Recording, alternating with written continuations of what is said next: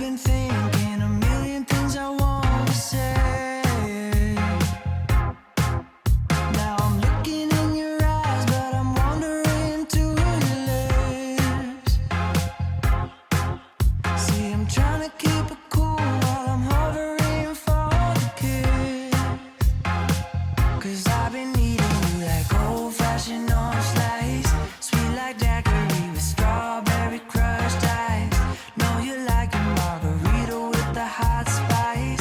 Love the taste of paradise.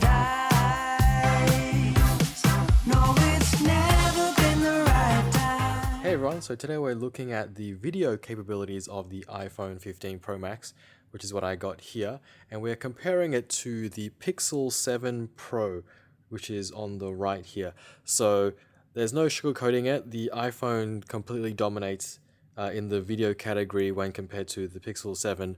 But we're going to go through the footage side by side anyway. So that title sequence that you just saw, that intro, was shot entirely on the iPhone 15 Pro here, and it was shot in Apple ProRes Log. Some scenes were in 60 FPS and some were in 30 FPS. So the stuff that was in slower motion was shot in 60 FPS. So this scene here, and as you can see, the colors look actually pretty great. So I didn't do any color grading or anything. All I did was I just imported it into Final Cut Pro, and it automatically added the Apple Log LUT to it, and then it corrected the color. So it went from the really gray looking color to, normal looking colors. I didn't add any grading of my own, and I think it looks great as it is. Now, of course, you have the creative freedom to add your own color grading and your own color correction to give it the look that you want. I think the log footage does a really good job in hiding the fact that it was shot on a smartphone. It doesn't have that over sharpened look that is a telltale sign of something that was shot on a smartphone. I think Apple did a really good job here, and the video quality of the 15 Pro is absolutely excellent. So let's get down to those side-by-side comparisons. So what we have here is a side-by-side comparison of the HDR footage shot by the iPhone 15 and the Pixel 7 Pro. Now, immediately you can see that the Pixel 7 tends to have higher saturation. Everything looks more blue, and the colors pop a bit more. So if you want to post directly to, social media, maybe the Pixel 7 is what you're after. But the iPhone does have a better overall video quality. So the colors are a bit more natural, and there's slightly less over sharpening, but it still, to me, looks like smartphone footage. So if we switch over to the SDR, so we turn off HDR and we just use the standard dynamic range mode, I think this actually looks better than HDR, at least on this non-HDR video that you're watching right now. So I'm posting this video in standard dynamic range. So if that's what you plan to do, I recommend you turn off HDR and just shoot in SDR. If you plan on publishing your video as SDR, then shoot in SDR. It'll look better overall. Again, the Pixel has a very kind of saturated look, whereas the iPhone has a more natural looking color. But again, both to me look like smartphone footage. Again, here's another comparison of the HDR. So on the right is the Pixel, and if you look in the arches, you'll see that it is very noisy on the Pixel 7 footage there, so it's not handling those shadows very well at all. Definitely the iPhone has better quality in this shot here. So moving on to slow motion. So for whatever reason, the Pixel 7 using the telephoto camera can't shoot good slow motion. It looks like it's shot out of a potato or something, but yeah, definitely don't use that for slow motion. Moving on to macro mode, I think the wide angle lens is about equal in both of these cameras. So if you are wondering about the wide camera, I think they both look just fine. One area where the iPhone is a lot better than the Pixel 7 is when it does the switch between the different focal lengths. So here we're zooming from the ultra wide to the telephoto, and as you can see, there is a little parallax jump at the end, but it's overall pretty smooth.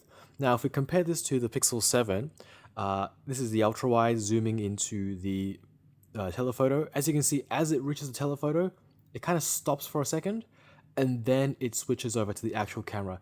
And the transition is really jarring on the Pixel 7 here. So stabilization, I think both phones do an incredible job. This is me walking backwards, trying to keep the subject in frame.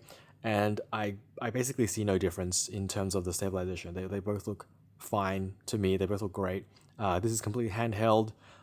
Yeah, you can rely on the stabilization in either phones in this case. So another area where the iPhone does a bit better than the Pixel 7 is in the autofocus department. So here, the Pixel actually loses focus several times, whereas the iPhone stays locked on that subject. The focus is pin accurate on the subject, which is great. This may not be a 100% fair comparison because we're comparing Apple's latest flagship against the Pixel 7, which is last year's phone.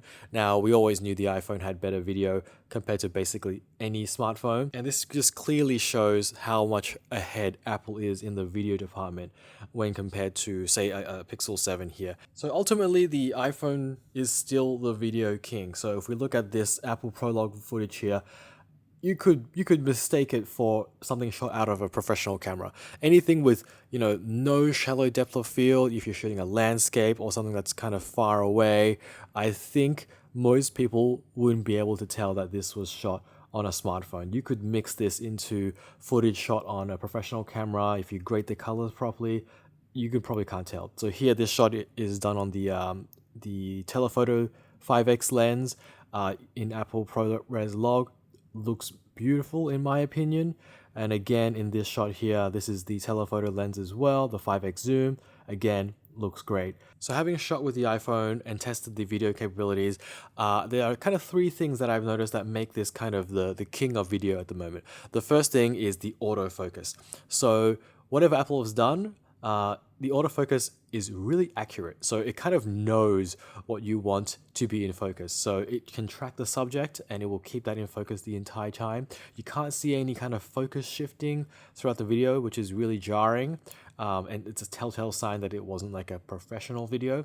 But whatever Apple's done, the autofocus is pretty amazing on the iPhone. The second thing is that all modes are available on all lenses. So you're not going to be crippled.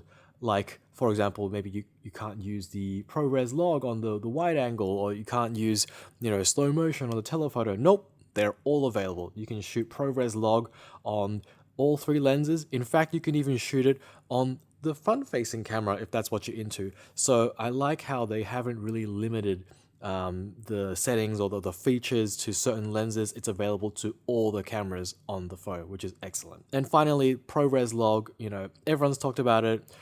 You can grade the footage to how you like it, but I think the most important thing about it is that it avoids the over-sharpened look, which is a telltale sign that it was shot on a smartphone. So with the ProRes Log, because it is no longer over-sharpened, you can almost blend it into your other camera work or your other camera footage, and people won't even be able to tell that it was shot on a smartphone.